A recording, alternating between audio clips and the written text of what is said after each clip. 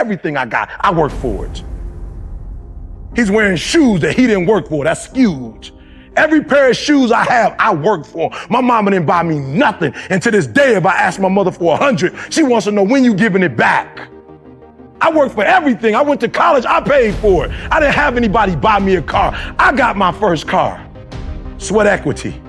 Sweat equity. There's some things listen to me, you're not willing to quit when you've invested that much into it. Some of y'all, you can quit because you ain't putting nothing in it. You ain't put enough work in it. You can just turn your back on it because you didn't put that much work into it. There's some stuff in my life I can't turn my back on it. My wife, we've been together since we were 16 years old. Everything she does, I don't like, but we've been together so long, I don't know nothing else. And I tell her when she's like, you know what, I don't know if I can take this anymore. I say, look, you put 22 years into this and you allowed me to blow up. You might want to get a return on your investment. You may not want to walk out of here. You don't want nobody else. You don't want me spending this money on nobody else. You work too hard for this. You got me to where I am today. You pushed me. You might want to get a return on your investment. I work too hard to walk away from certain things because I put too much in it. And some of you can easily walk away from stuff because it doesn't mean nothing to you.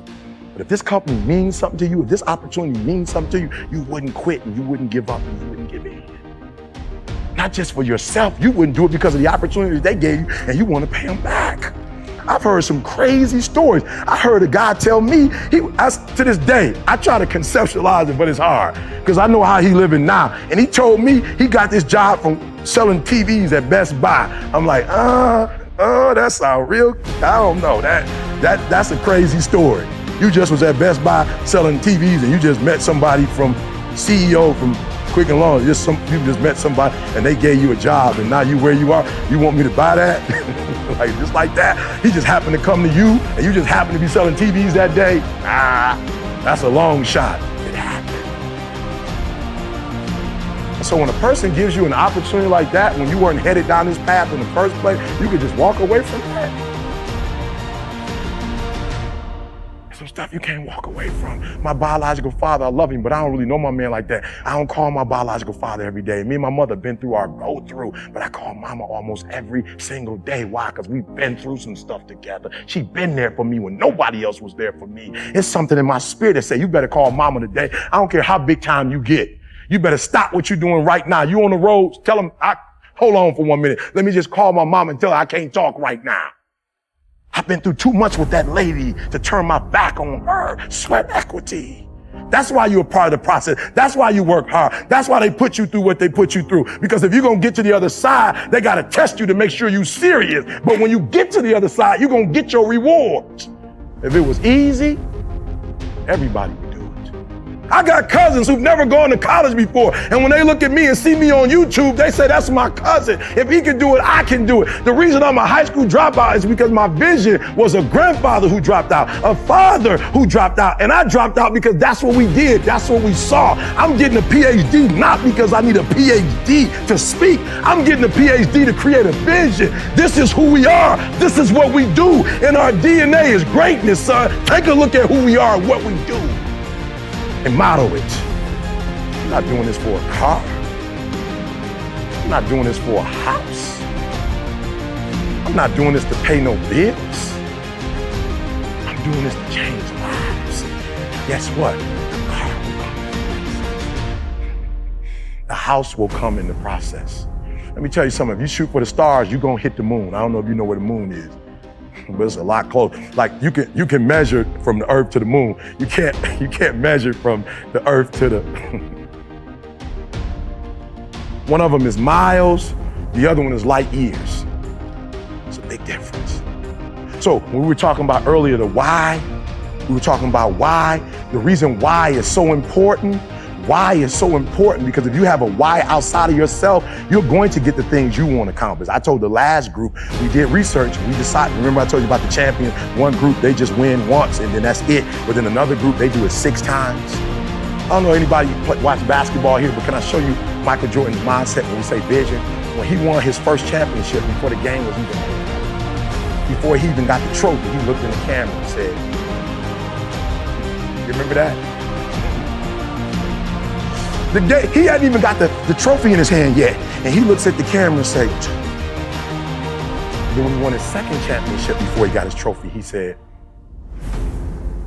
I just want every other basketball player out there that's thinking he gonna win the championship, I want to make it clear that as long as I'm in here and I'm going to championship, it's not gonna happen. 3, some of the greatest players that ever played in the game never got a championship, unfortunately, because they played when MJ played. And let me tell you why. It wasn't for championships. I don't know if you heard MJ's speech when he won, when he was in the Hall of Fame. I don't know if you heard the speech. He won Olympics. He had become the biggest face in the world. And it's one person he mentioned. After all those years of being great, it's one person he mentioned at the Hall of Fame. Who was that one person? No, not his dad that died. He didn't start there, but that was great. Mom, he loved his mom, but that wasn't the person. We assumed that they would do that. There was one person that he mentioned that we wouldn't even assume that he would have mentioned. Somebody he played with close. Phil Jackson close. Can you say it again? The coach that cut him. The coach that cut him. Mike was still thinking about the coach that cut him after 6 championships. This guy cut you back in the day before your career even started. And Mike said, I want to make an acknowledgement. I got to acknowledge one person. I got to acknowledge him. Go back and watch. Mike, I got one person I got to talk about. The guy that cut me. Why? Because he gave me my why. He gave me my reason. You will not, whatever it is you want, you will not get it until you refuse to quit. It does not come until you've given everything that you have. Right? Okay, so I'll tell you a quick story. Michigan State University. I've got this young lady who comes to me, right? She wants to be in the College of Business. So she comes to me, I think you need a 3.2, 3.3. She comes to me like a 3.1. She's just missing and she's in tears. She's like, Eric, you don't know where I come from. I'm not gonna be able to get in the College of Business. And so I'm listening to her, and then she gets to a point where she starts to cry, right? Uncontrollably, she's in the room crying. She's just going through it. And I stop her and say, look, no disrespect, I'm not trying to be insensitive, but the crying is not the standard. The 3.2 is the standard. So if you go in there with tears, they're not gonna let you into the College of Business. What you need is a 3.2. Right now you have a 3.08. You need to bring the credit. And so I continue to tell her, listen to me very closely. You're crying, you're hurt. At the end of the crying and the hurt, don't give me a story. I don't need a story. At the end of it, I need you to get a reward. You already crying. You already wasted so many hours to get to this point in your sophomore year. Your parents have already paid money. You've already sacrificed parties. You've already given up sports. You've already given up a whole lot of stuff. You put 2 years into Michigan State University, and now you're about to cry and give up. You're about to cry and go home. If you were going to quit, you should have quit before you started.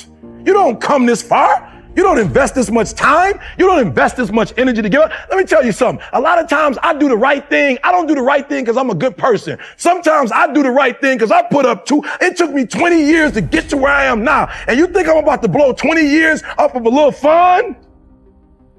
I don't drink, and I don't drink because I don't know how to drink, but I don't drink because I know my family. And I'm afraid if I do it at the wrong time, I might say the wrong thing and it might mess up my whole career.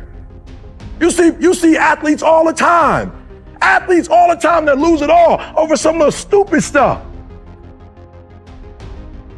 So I'm not a good person. It's sweat equity. I've worked for 20 years to get to where I am. I'm not about to mess it all up. And I'm not about to mess up 20 years for one day of fun. It took me too much to get here. I will not give it up for one night of pleasure. It took me too long. Sweat equity.